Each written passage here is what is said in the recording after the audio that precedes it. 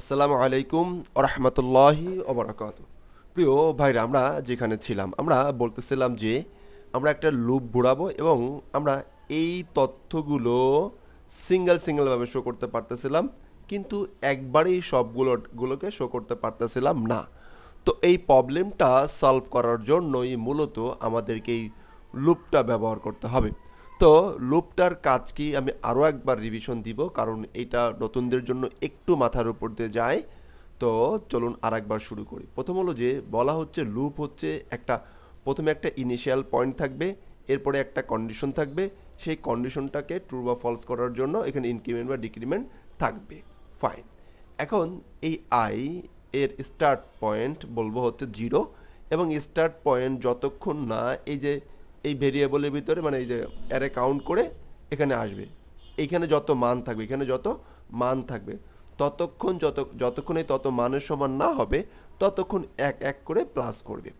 যদি এক এক করে প্লাস করে তাহলে যদি আমরা ইকো দেই, ইকো, তো প্রথমে আয়ের মান কত আসবে বলেন তো, একটু কমেন্ট করেন প্লিজ।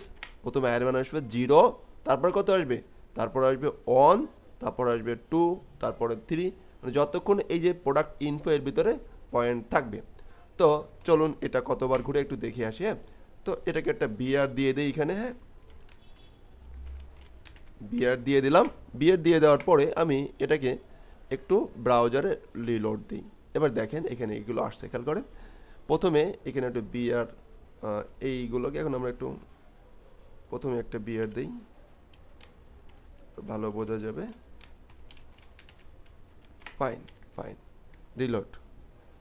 এখন দেখেন এইখানে আছে 0, তারপর হচ্ছে 1, তারপর হচ্ছে 2, তারপর 3, তারপরে 4, রাইট। এখন আমার অ্যারে কটা আছে, 5টা অ্যারে কটা আছে, 5টা। তো আমি এখান থেকে একটা ভ্যালু বাদ দিয়ে দিই, কটা বাদ দিয়ে দিই, একটা বাদ দিয়ে দিলাম। হ্যাঁ, এবং এটা বাদ দিয়ে দিলাম, রাইট। এখন কটা আছে, 4টা। দেখেন এখন কটা আছে, 5টা। রিলোড দেই, এখন দেখেন 4টা, এবং এও কিন্তু 0, 1, 2, 3, রাইট। এখন দেখেন আমরা এই 0, 1, 2, 3 ডাইনামিক আনতে পারতেছি। আমরা যদি এর ভ্যালু বাড়ে তাহলে এখানে বাড়বে, কমলে এখানে কমবে। তো দেখি এবার একটু বাড়াই। হ্যাঁ, সে হ্যাঁ একটু ছয়টা করি, ঠিক আছে। আর এটা হচ্ছে 4, এটা হচ্ছে 5। ফাইন, এখানে আমরা 4, 6, মূলত এটা হচ্ছে 5। ফাইন, অ্যাবসলিউটলি ওকে। তো চলুন যাই দেখি। হ্যাঁ, এবার এটাকে রিলোড দেই। দেখেন এখানে 6 এবং 0, 1, 2, 3, 4, 5, রাইট। এখন যদি আমি এইখানে এই নম্বরগুলো ডাইনামিক পেয়ে গেছি না। এখন আমি কোনো ক্রমে যদি এই ভ্যালুগুলো শো করতে চাই, প্রথমে আমি এখানে একটু দেখাতে চাই eco PR product underscore info, আপাতত রাখলাম। হ্যাঁ, বুদ্ধি করে একটু রাখলাম, সমস্যা নেই। এখন আমি এইখানে এই প্রোডাক্ট ইনফো আমার যে ভেরিয়েবলটা আছে সেই ভেরিয়েবলটাকে রেখলাম, আর এখানে যে অ্যারে চিহ্নটা, অ্যারে চিহ্ন দিলাম, রাইট। আপাতত আমি এখানে 0 দিলাম, কত দিলাম, 0 দিয়ে রাখলাম আর কি, 0 দিয়ে রাখলাম। হ্যাঁ, জিরোটা কি স্ট্যাটিক, কিন্তু এই প্রথমবার একটু সমস্যা নেই, আমি একটু বোঝার চেষ্টা করি।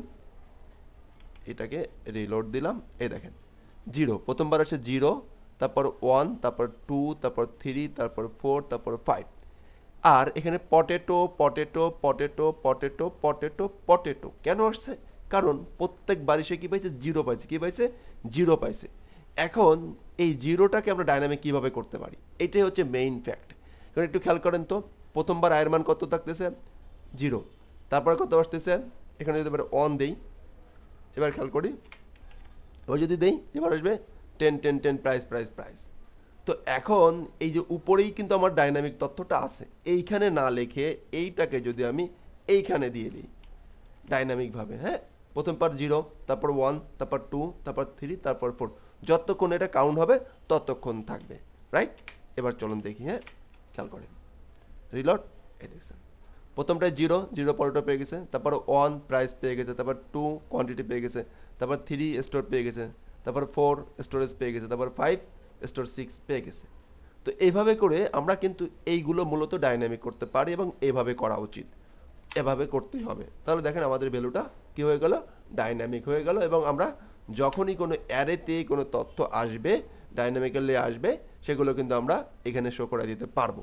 ওকে, নেক্সট পার্টে আমরা একটু বোঝার চেষ্টা করবো, একটু অ্যাডভান্স লেভেলও বলবো না এবং মিড লেভেলও বলবো না বা নর্মালও বলবো না, বলবো একটা প্রজেক্ট বেস, এইটাকে কিভাবে আমরা সলভ করতে পারি সেই জিনিসটা দেখার চেষ্টা করবো ডাইনামিক্যালি। ওকে, তো যেহেতু একটু আমরা বড় হয়েছি, একটু ছোট করে একটু প্রজেক্ট করব। তো প্রজেক্টটা যদি কারো মাথার উপর দিয়ে যায়, বলবো আপনি দেখে দেখে করতে থাকেন, একসময় আপনি বুঝে যাবেন। আর যদি আপনারা বুঝতে পারেন, গ্রেট। কোনটা করতে চাই আমরা, সে অ্যাড মোর ফিল্ড, যে কোয়ারি অ্যাড মোর নামে একটা ফিল্ড আছে, সেই কাজটা আমরা করতে চাই। তো এটাকে আমরা একটু দেখি কী কাজ মূলত করতে চাই। দেখেন আমাদের পিএইচপিতে আমাদের যে কোয়ারি দিয়ে এরকম একটা সিস্টেম করা থাকবে, এরকম একটা সিস্টেম করা থাকবে। হ্যাঁ, তো এই দেখেন যদি ডেমোতে যাই তাহলে আমার বিষয়টা ক্লিয়ার হবে। দেখেন এরকম একটা সিস্টেম করা থাকবে, কিন্তু এই দেখেন প্লাস দেবো ফিল্ড অ্যাড হবে, প্লাস দেবো ফিল্ড অ্যাড হবে। বাট এই সবগুলো ফিল্ডের ডাটা আমরা কিভাবে নিতে পারি পিএইচপির মাধ্যমে, সেই কাজটা আমরা এইটাকেও ইমপ্লিমেন্ট করব, প্লাস আমরা দেখব। হ্যাঁ, মনে করুন যে সে mamurjor.com-এ গেলাম, এই যে আমাদের যে ফিচারগুলো আছে, এই ফিচারগুলো কিন্তু মনে করেন যে আমাদের প্রাইজিং যে ফিচারগুলো আছে, ফিচার কিন্তু কারোর জন্য কম, কারোর জন্য বেশি, কারোর জন্য কম বেশি থাকে। তো এখন যেমন যদি এইখানে দেখেন খেয়াল করি যে হোস্টিংয়ের প্রাইস এগুলো কিন্তু সেম। হ্যাঁ, একই জিনিস বারবার আসতেছে, কিন্তু এখন দেখেন এখানে একটা ফিচার, প্ল্যান এতে একটা ফিচার 10টা ফিচার থাকতে পারে, প্ল্যান বিতে 20টা ফিচার থাকতে পারে, প্ল্যান সিতে 6টা ফিচার থাকতে পারে। তো আমরা এই প্রজেক্টটাকে আমরা এখান থেকে ডাইনামিক করার চেষ্টা করব নেক্সট প্রজেক্টে। ওকে, ঠিক আছে প্রিয় ভাইরা, ভালো থাকবেন। আসসালামু আলাইকুম ওয়া রাহমাতুল্লাহি ওয়া বারাকাতুহু।